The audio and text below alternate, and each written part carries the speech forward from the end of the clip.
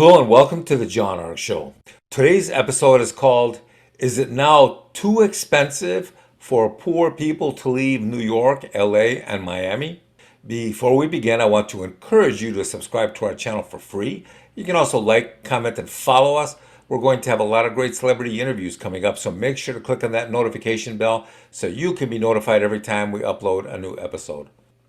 Also, we ask that you post a link to today's episode of our show on all your social media to help get the word out. Now, let's get started. Here's an interesting question for you. Is it now too expensive for a growing percentage of poor people to leave cities like New York, LA, and Miami? Unfortunately, the answer to that is a resounding yes. Why is that? Well, we're going to show you. Let's go over some of the expenses and the challenges for poor people trying to flee expensive cities and states. First, we have the cost of moving. Anyone who's checked the cost of moving trucks and obtaining a moving crew at both their city of origin and their destination city will see that moving expenses have gone up. How much? Well, that depends on where you live and where you plan to move to. You also have to consider the cost of the size of your moving truck, the cost of fuel, and the expense of all the toll roads that you'll be encountering on the way to your destination. If you're traveling far, then you might also need to get a hotel room during the trip because it just may be too long and far to drive straight through.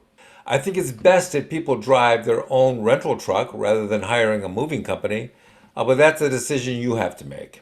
That's because some moving companies will tell you non-specific arrival times for getting your stuff to your destination city if they're moving it for you. If you're moving 500 miles away, they may tell you that if you leave on a Monday morning, then it may take them 3 to 5 days to get your stuff to your destination. And then they may still arrive there a few days late. And if that's the case, then you may need to get another hotel room for an extra day or two. Here's another problem that many people moving long distances don't really consider. Over the last few years, the number of speed traps that have been set up all over the country has increased significantly. They love pulling people over for going just a few miles over the speed limit and then hitting them with traffic and speeding tickets that are outlandish. Some of these speed traps can severely increase the cost of your moving.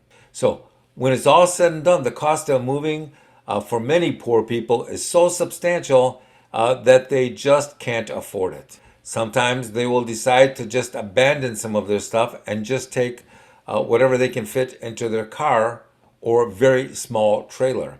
Other times they'll just take a plane to their destination city and abandon most of their stuff back at home. Now that things are getting much worse financially, some poor people are just trying to hitchhike to their new destination, but that's something we would never recommend. It's just too unsafe. What's really important is that people research the city they want to go to make sure they can live there affordably and find a job, and that the crime rate is lower than the city they're leaving. Good luck. Thank you for watching. I want to encourage you to subscribe to our channel for free. You can also like, comment, and follow us. We're going to have a lot of great celebrity interviews coming up, so make sure to click on that notification bell so you can be notified every time we upload a new episode. Also, we ask that you post a link to today's show on all your social media to help get the word out. Thank you, and we shall talk to you soon. Bye-bye.